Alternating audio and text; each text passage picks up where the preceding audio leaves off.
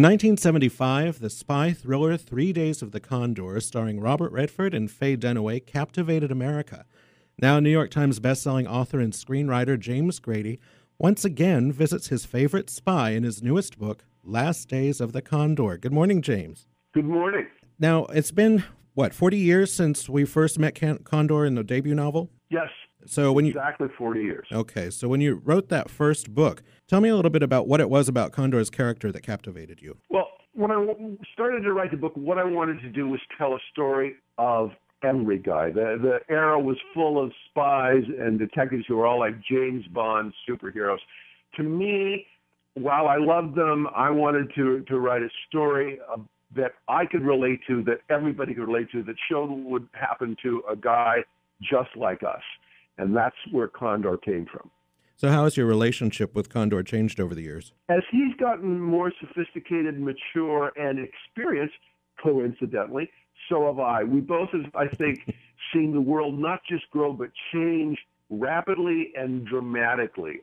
You have the end of the Cold War, you have 9/11, you have the rise of big data, and in this crazy new world, I wanted to drop Condor into an environment where essentially spies are all around us, and that's what Last Days of the Condor is all about.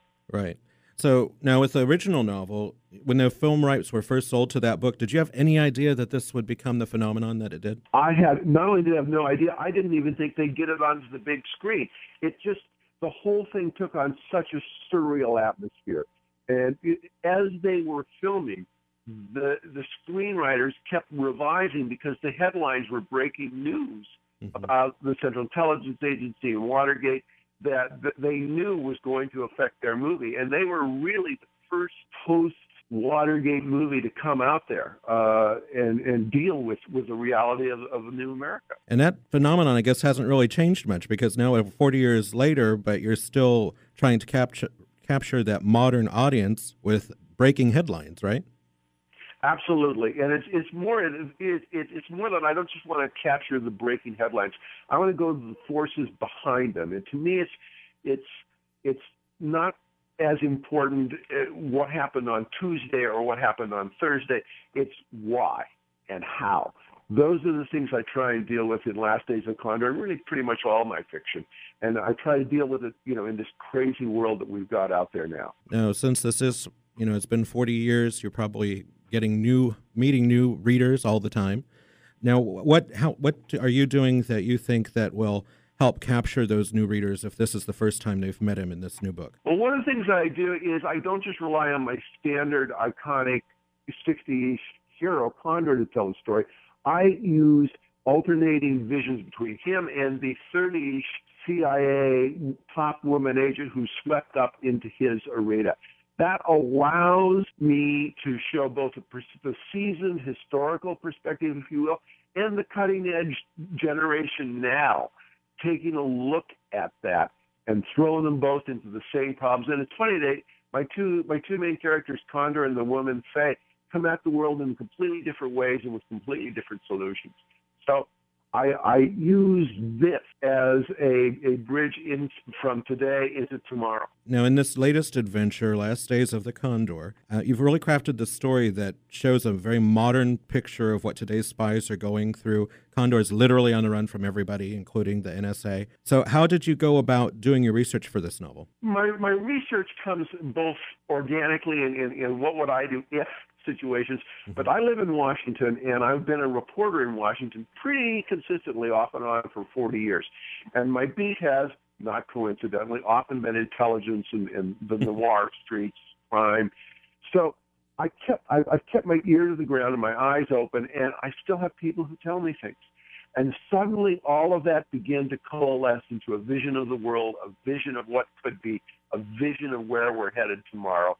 And I wanted to come at that in a way that was accessible both to new readers and to, some of my fans who've been around for a while. So Condor seemed the perfect vehicle. Condor has really become the father of the spy thriller.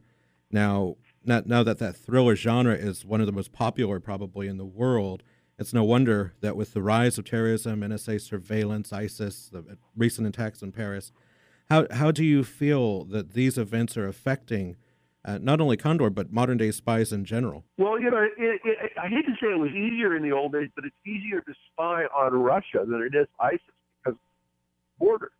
Mm-hmm. And you could, you know, the new world that we're in has changed not just how we go about spying, but to some degree when, where, and why.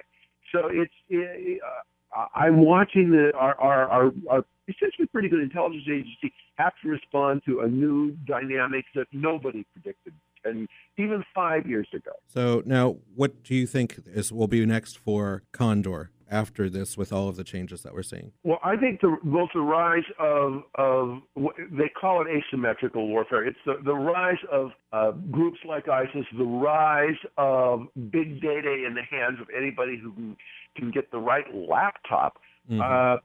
I think those are the issues that are going to be confronted, not just by Condor, but by all of us out here in the streets. As a journalist, are you, in reporting these types of stories and having your ear to the ground, as you said, talking to these people that are in the know, do you find that the stories are scary to you, and then as you're translating them into fiction, that you're are there moments that you actually scare yourself as far as this could actually happen? It can be really frightening to be talking to somebody about what you perceive as a fictional situation, and to have him say, "Oh yeah, we could have done that last year." I mean, that's really a scary thing. Yeah.